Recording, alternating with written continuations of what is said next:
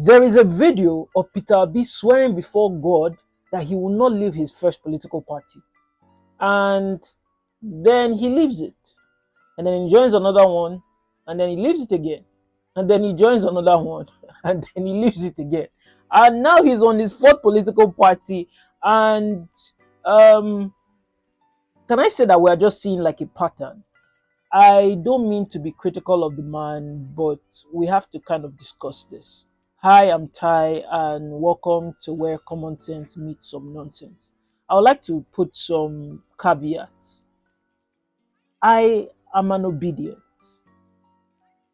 I was very tuned in to his movement in 2022 and 2023 because I believed that he could really bring change.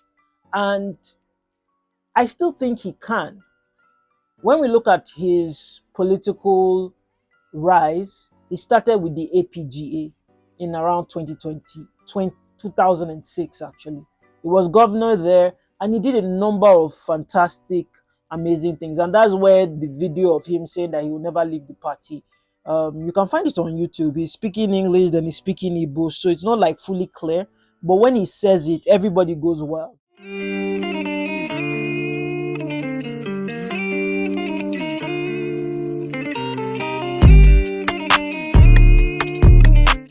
This man was known for his political nuance. He also worked with, I think it was Fidelity Bank as a businessman, and he gained reputation. For him, when he was governor, he did a lot of things well. He saved money in the treasury, he built school, he avoided debt. And so we can see that this is a man of substance and is a man that we can support. He makes the very first move to leave the APGA. He moves to PDP where he sees that, well, he can't really win in PDP, but then he now joins forces with Atiku, and they run as a ticket where he's the VP and Atiku is the president, and they lost in 2019. And then he now decides that, okay, he wants to run again, so he runs again in 2022. But then he leaves the PDP because he says that the party is corrupt and that there were a lot of nuances around him not being there in the first place. And then this is where my questions now start. Alarm bells start ringing in my head because the PDP, I won't say has always been corrupt, but there has always been an air of corruption around the PDP. Yes, he joined the PDP to support with what Goodluck Jonathan was doing at that point in time. But if you are joining a party and you realize that there's corruption there, I guess I'm just being idealistic. But if you think there's corruption, why will you sit there? Then he tries to run as the PDP nominee, and before they even go through the primaries, he leaves and then he aligns himself with Labour Party. And it is really in Labour Party that I became acquainted with Peter Obi. I think I am still an obedient, but I am more of an obedient from a pragmatic sense of things rather than an idealistic sense of things anymore. I think that when he came out with LP, there was an air of hope around his campaign. He spoke and he continues to speak like somebody who knows what he wants and somebody who knows what he's doing. And in 2023, for the election, he managed to gather about 6 million votes. A lot of new voters came out in mass to vote for him, and there was a real energy around it. And then when Tinubu wins the election, Peter Obi goes to court about the results, and then it doesn't work. But then I feel Peter Obi went silent.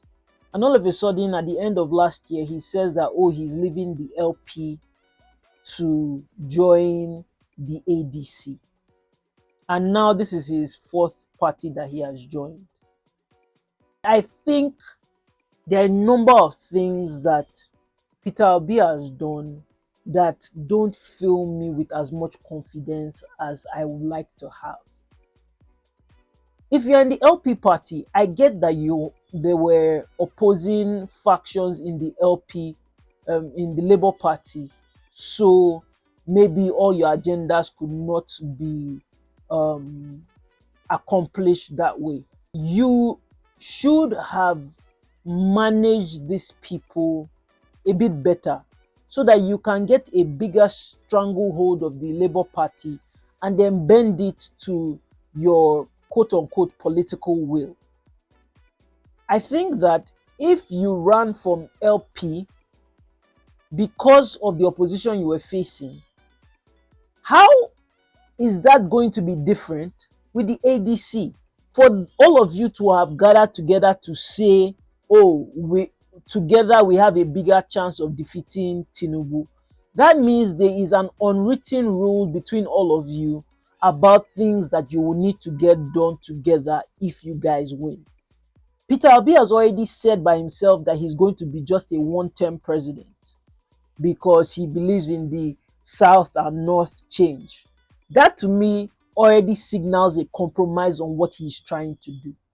Again, I get that he's trying to be pragmatic instead of idealistic, but I also think that it is kind of an insult for you to lead a party that got 6 million votes and you cannot clearly articulate to us what the strategy is for the coming election. I might have missed it, but I don't think Peter Obi has addressed all of us as clearly as I would appreciate on the new strategy that he's adopting. But then again, I understand that political parties in Nigeria are like vehicles. They don't really hold an ideology. Unlike America, where you have the Democrats and you have the Republicans, you know that if you're a Democrat, there are certain things that you need to abide by. If you're a Republican, there are certain things that you need to abide by. But in Nigeria, you just join parties just to join parties because everybody can switch parties and there are no like core principles that each party stands by. There are multiple things I think you could have done. In the last election, we found out that the North, you could have secured the North better.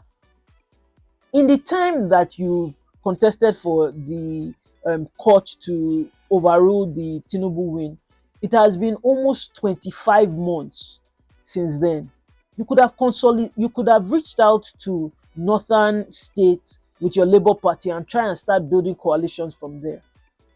With the infrastructure that you built for this first election, you could have supported a lot of people within the Labour Party to take on small roles and then make the party the quote-unquote the party of Peter Obi, the party of your core values.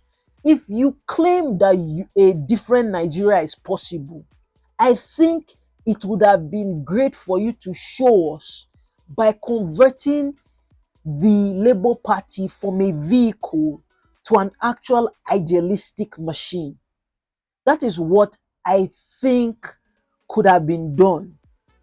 You could have had, oh, okay, so I've had all this number of people that have supported me in the LP. Okay, now we are going to run for this local government chairman position with the LP, and this person has my mission and vision in mind. I will support this person, I will campaign for this person will win. I'll do this for like multiple people and have them already start doing the groundwork for what I need to accomplish later down the line. That way you do not need to make as many deals with the devil as I think you are making now by being with the ADC.